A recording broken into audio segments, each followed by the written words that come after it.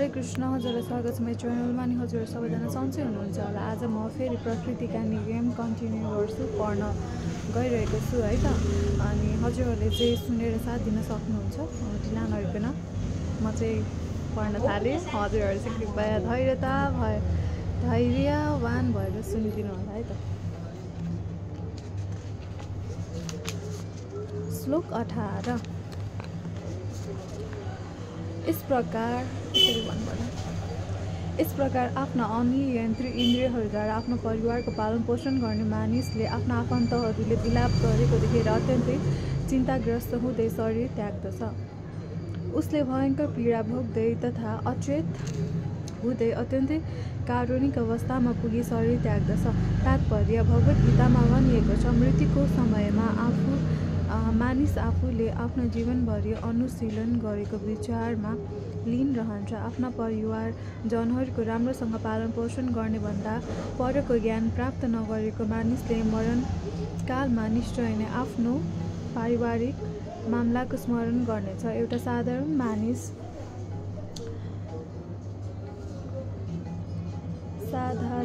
मानिसको प्राकृतिक नियति यही हो। एउटा साधारण मानिसले आफ्नो जीवनको गन्तव्य जान्दैन। ऊ केवल आफ्नो परिवारको पालन पोषण गर्दै वर्तमान जीवनमा व्यस्त रहन्छ।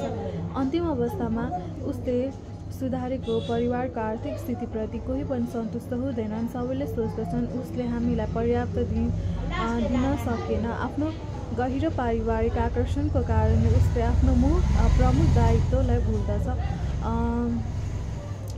त्यो दायित्व हो इन्द्रिय नियन्त्रण गरी आफ्नो आध्यात्मिक चेतनालाई विकसित गर्नु। कहिलेकाहीँ एउटा मरणासन्न मानिसले आफ्नो परिवारको जिम्मेवारी आफ्नो छोरा अथवा आफन्तलाई सुम्पिन्छ र भन्दछ, म जाँदैछु मेरो परिवारको हेरचाह गर्नु। उसलाई थाहा छैन कि ऊ कहाँ गइरहेको छ, तर मृत्युको समयमा समेत ऊ आफ्नो परिवारको पालन पोषण कसरी गर्ने होला भनेर चिन्ताग्रस्त बन्दछ। कहिलेकाहीँ हामी देख्दछौँ मरणासन्न मानिसले चिकित्सकसँग कम्तीमा 1-2 वर्ष भए पनि आफ्नो आयु बढाइदिन अनुरोध गर्दछ, ताकि उसले आफ्नो परिवारको पालन पोषण गर्ने योजनालाई सफलतापूर्वक पूर्ण गर्न सकोस्। यी सबै बद्धजीवका भौतिक रोगहरू हुन्। उसले आफ्नो वास्तविक दायित्व कृष्ण भावना भावित हुनुलाई पूर्ण रूपमा भुल्दछ र आफ्ना परिवारहरू निरन्तर परिवर्तन भइरहे तापनि ऊ निरन्तर आफ्नो परिवारको पालन पोषण गर्ने योजनामा गम्भीर भइरहन्छ। श्लोक 19। मृत्युकालमा उसले यमदूतहरू आफ्नो अगाडि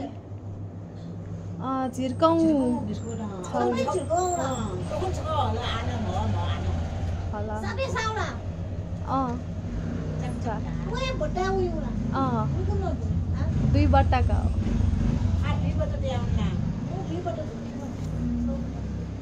त्यो चियासँग खाने बेला असाध्यै मिठो के। अन्त यत्तिकै खाँदा पनि मिठो रहेछ। अनि त्यसैले कति त्यो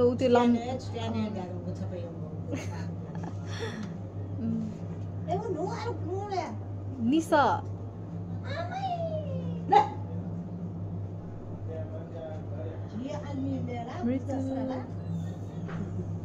मृत्युकालमा उसले यमदूतहरू आफ्नो अगाडि आइरहेको देख्दछ। उनीहरूका आँखा अत्यन्तै क्रोधपूर्ण हुन्छन् र अत्यन्त भयभीत हुँदै उसले मलमूत्र त्याग गर्दछ। तात्पर्य वर्तमान शरीरलाई त्यागेपछि जीवात्माका 2 किसिमका यात्रा हुने गर्दछन्।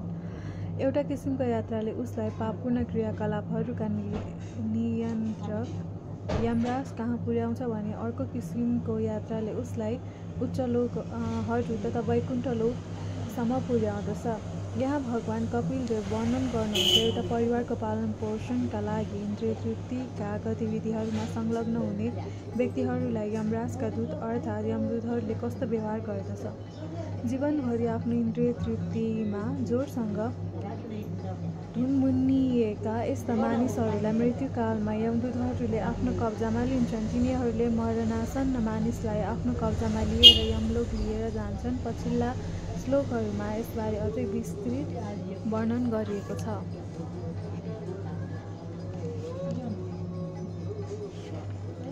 श्लोक 20। जसरी अलिकति बसेङ मिलेन जस्तो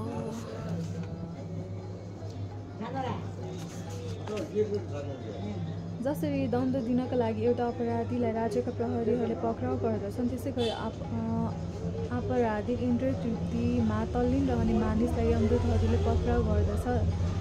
उनीहरूले उसको घाँटीमा बलियो डोरीले बाँध्दछन् र उसको सूक्ष्म शरीरलाई आफ्नो कब्जामा लिन्छन् ताकि उसले कठोर यातना भोग्न सकोस्। तात्पर्य: प्रत्येक जीवात्मा एउटा सूक्ष्म शरीर तथा एउटा स्थूल शरीरद्वारा ढाकिएको हुन्छ।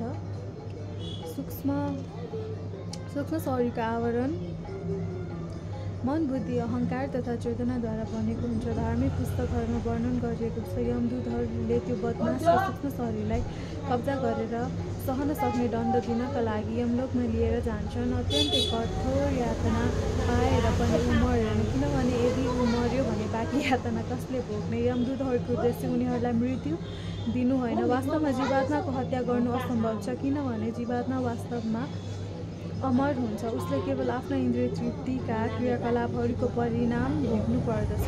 चैतन्य चरितामृतमा यस्तो यातनाको प्रक्रियाको वर्णन गरिएको छ।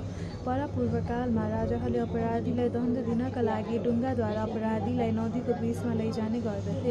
त्यसपछि राजप्रहरीहरूले उसको कपालमा समातेर उसलाई नदीभित्र डुबाइदिने गर्दथे। जब ऊ पुरै निसासिन्थ्यो तब उसलाई एक क्षणका लागि पानीबाट बाहिर निकालेर सास लिन लगाइन्थ्यो र त्यसपछि उसलाई पुनः पानीभित्र डुबाइन्थ्यो। यमराजले पापी बद्ध जीवहरूका लागि यस्तै किसिमको यातनाको व्यवस्था गर्नुभएको छ, जसलाई आगामी श्लोकहरूमा अझै वर्णन गरिनेछ। श्लोक 21: यमराजका दूतहरूद्वारा लगिँदै गर्दा ऊ अत्यन्तै भयभीत भएर उनीहरूका हातमा काट्न थाल्दछ। बाटो पार गर्दै जाँदा उसलाई कुकुरहरूले टोक्दछन् अनि उसले आफ्नो जीवनमा आफूले गरेका पापहरू स्मरण गर्न थाल्दछ।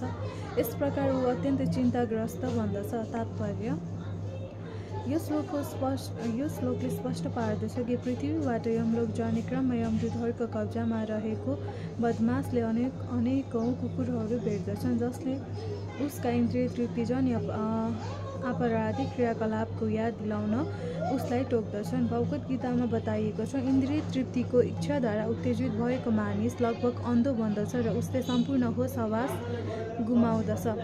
उसले सबै कुरा भुल्दछ। जब एउटा मानिस इन्द्रिय तृप्तितिर अत्यन्तै आकर्षित हुन्छ तब उसले सम्पूर्ण बुद्धि गुमाउँदछ अनि उसले यो पनि भुल्दछ कि उसले त्यसको परिणाम पनि भोग्नु पर्नेछ।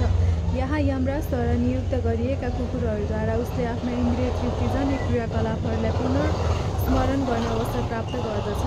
जब हामी स्थूल शरीरमा हुन्छौँ, आधुनिक सरकारहरूले समेत यस्ता इन्द्रिय तृप्तिजन्य क्रियाकलापहरूलाई प्रोत्साहन गर्दछन्। विश्वभरिका अनेकौँ राज्यहरूमा सरकारले परिवार नियोजनको नाममा यस्ता क्रियाकलापहरूलाई प्रोत्साहित गरेका छन्। स्त्रीहरूलाई गर्भनिरोधक चक्की खान दिइन्छ र उनीहरूलाई गर्भपतनका लागि अस्पतालमा जाने अनुमति पनि दिइन्छ। हरे कृष्ण। आजलाई चाहिँ हामी यति नै पढ्छौँ र भोलि हामी फेरि यसलाई कन्टिन्यू गर्नेछौँ। प्रकृतिका नियम स्पिरिचुअल बुक होइन, मैले चाहिँ पहिलेदेखि नै पढ्न थालिसकेको थिएँ र जहाँ अब मैले चाहिँ त्यहीँबाट कन्टिन्यू गरेको हो जहाँ म पुगेको थिएँ होइन। अब केही छैन, स्पिरिचुअल बुक हामीले जताबाट पढ्दाखेरि पनि होइन हामीले ज्ञान पाउँछौँ, तर फर्स्टदेखि पढेको सबैभन्दा राम्रो। फर्स्टदेखि पढ्दाखेरि चाहिँ मैले रेकर्ड गर्न पाइनँ, त्यसको लागि म क्षमा प्रार्थी छु। अहिले चाहिँ जब जागो तब सबेरा भने जस्तै होइन, अनि मैले चाहिँ अहिले चाहिँ रेकर्ड गर्न थालेँ। आशा छ हजुरहरूलाई चाहिँ सुन्दाखेरि आनन्द आयो होला, हजुरहरूले ज्ञान पाउनुभयो होला। कस्तो कस्तो कर्म गरेपछि कस्तो कस्तो पापहरू भोग्नुपर्छ। नर्कमा यमदूतहरूले हामीलाई यातना दिने शरीर छुट्टै हुन्छ होइन, यातना दिए पनि हामी मर्दैनौँ होइन। आजलाई चाहिँ यति नै। आजको दिन चाहिँ हजुरहरूको साथै राम्रो बितोस्, हजुरहरूको इच्छा चाहनाहरू सबै पुरा होस्, सबैको लागि राम्रो होस्। हजुरहरू सबैजना स्वस्थ रहनु होला, मस्त रहनु होला, खुसी रहनु होला। च्यान्ट हरे कृष्ण एन्ड बी ह्याप्पी। हरे कृष्ण कृष्ण कृष्ण हरे हरे, हरे राम राम राम राम हरे हरे। जय गुरु श्रील प्रभुपाद की जय। हरे कृष्ण हरि बोल।